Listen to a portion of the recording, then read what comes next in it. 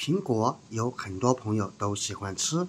因为它营养价值特别的丰富。但是有很多朋友购买苹果，买回去之后发现苹果又酸又涩，又不脆也不甜。其实你用错了方法。有很多朋友每次买苹果只会挑选这种又大又好看的苹果，其实这只是看外表，买苹果不能只光看外表哦。今天为大家分享几个方法，学会之后，以后挑选苹果再也不用担心买回去的苹果不脆不甜了。到底有哪些方法呢？一起来看一看吧。大家好，我是鹏鹏。第一点，我认为也是最重要一点，买苹果要买苹果表面没有磕伤、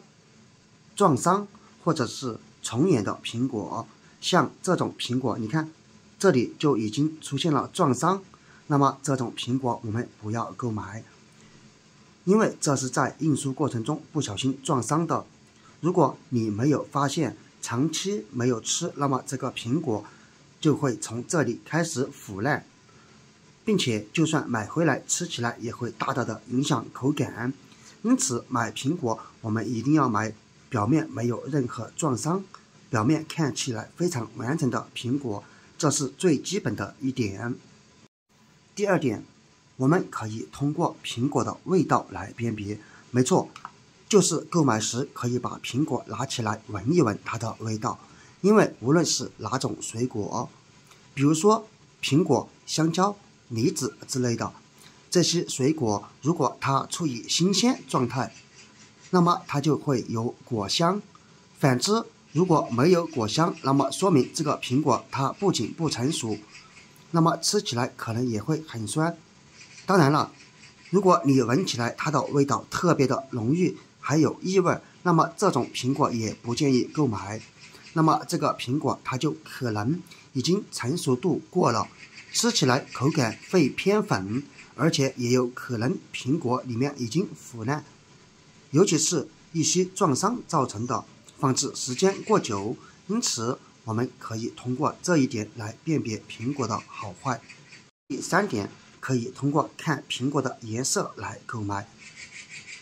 有很多人买苹果喜欢买又大又红的，其实大可不必。我们要买这种红绿相间或者红黄相间的苹果，因为如果整只苹果都是红的，那么这个苹果很有可能是打了激素。反之，像这种红黄相间的苹果，那么它就是自然成熟的，因为像红色的地方它是经过太阳照射的，因此它会相对比较红。而像这种黄色或绿色的地方，它是太阳光没有照射到的，这没有什么大影响，只能说明像这样的苹果它就是自然成熟的苹果。第四点，找出2个相同大小的苹果，大致差不多即可，然后我们可以通过这样掂重量，而你感觉哪一个苹果稍微重一点，那么就挑选这个苹果，因为像这种重量较重的苹果，说明它的里面含水分相对比较高，吃起来它就汁水也比较多，口感也比较脆。反之，像如果你掂起来重量相对偏轻的苹果，那么可能它里面的含水分量没那么高，也可能是放置时间过久导致苹果里面脱水，这样的苹果吃起来不仅口感不脆不甜，还特别的粉，也可能已经不新鲜了。因此我们一定要挑选这种重量相对重一点的苹果哟。第5点，我们可以通过看果蒂来辨别，可以很明显的看见这2个苹果它的果蒂颜色一点都不一样，一个像这个是翠绿的，而这个已经枯萎了，你看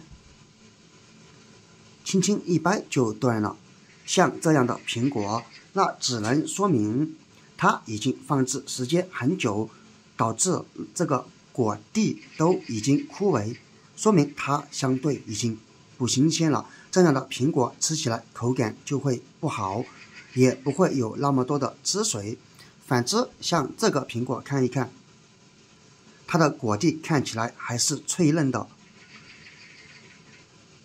说明这个苹果它非常的新鲜，采摘时间也不会很久。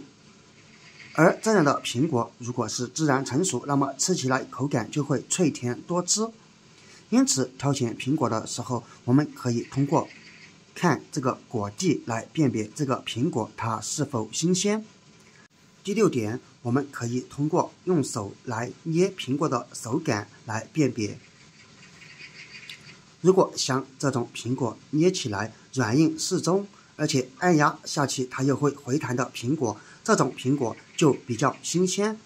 也成熟度比较够，吃起来就脆甜多汁。反之，如果像你这样按压按不下去，那么说明这个苹果它成熟度不够，它表面就会呈现出特别硬的状态。